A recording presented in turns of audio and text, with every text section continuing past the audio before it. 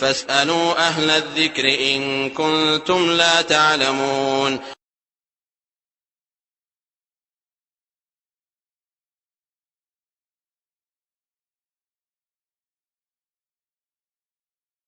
ওয়ালাইকুম আসসালাম রহমতুল্লাহ ওয়া বারাকাতুহু। লাস্টে রয়েছে 8843। ভাই, আপনি প্রশ্ন করেছেন যে কবর কি পাকা করা জায়েজ আছে। তারপর আপনি বলেছেন সৌদি আরব অবস্থা, যে সৌদি আরবে কোনো পাকা কবর আপনি দেখেননি।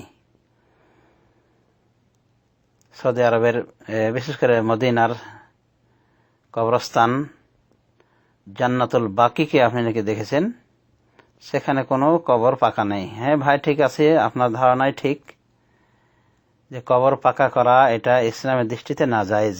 ইসলামে এটা নাজায়েজ। অনুভাবে কবরকে সামনে করে সেজদা করা, কবরে বসা, এটা নিষেধ। মুসলিম শরীফের হাদিসে রয়েছে, রাসূলুল্লাহ সাল্লাল্লাহু আলাইহি ওয়াসাল্লাম বলেন, লা তাজলিসু আলাল কবুরে ওয়া লা তুসাল্লু ইলাইহা, তোমরা কবরে বসবে না এবং সেদিকে মুখ করেও নামাজ পড়বে না।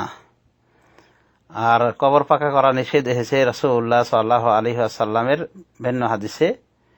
যেমন সাহাবী জাবের রাদিয়াল্লাহু আনহু বলছেন, আন্না রাসূলুল্লাহ সাল্লাল্লাহু আলাইহি ওয়াসাল্লাম নাহা আন ইউজাসসাসাল কবর আও ইউবনা আলাইহি, নবী সাল্লাল্লাহু আলাইহি ওয়াসাল্লাম নিষেধ করেছেন কবরকে চুনকাম করতে বা তার উপরে ভিত্তি নির্মাণ করতে, মানে বিল্ডিং বানাতে নিষেধ করেছেন।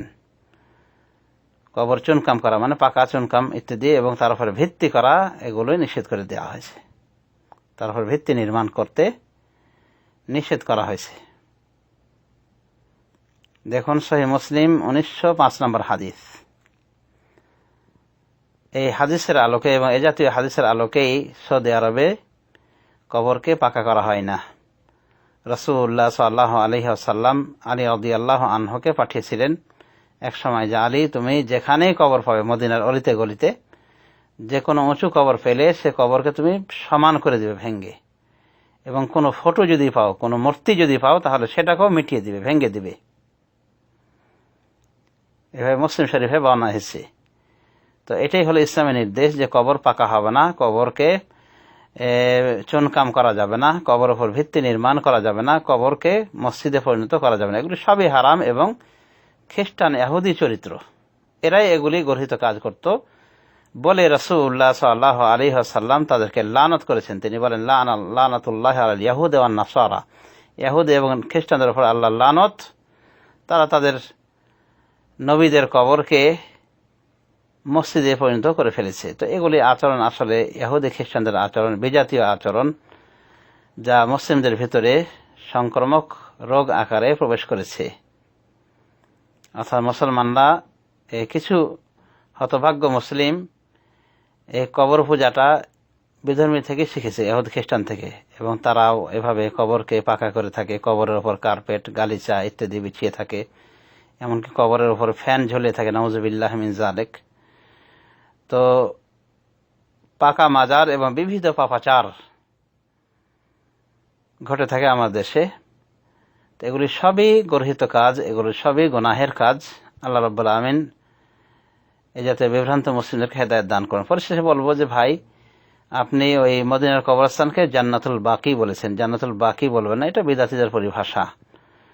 কোন হাদিসের ভিতরে এটাকে জান্নাতুল বাকি বলা হয়নি, বরং বাকিউল গরকাদ বা আল বাকি বলতে পারেন, যা বুখারী মুসলিম শরীফের হাদিসের শব্দ।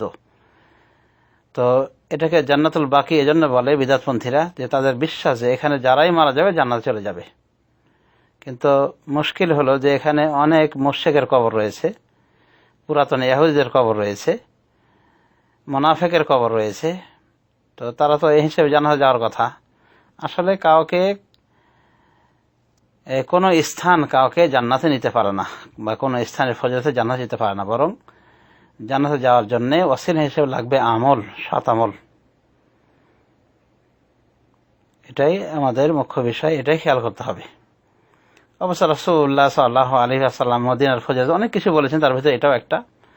মান শাআ ইয়ামুতা বিল মাদিনাতি ফালইয়ামুত ফাইন্নী আশফাউ লিমান মাতা বিহা, যে ব্যক্তি চায় মৃত্যুবরণ করতে মদিনায়, সে মৃত্যুবরণ করুক।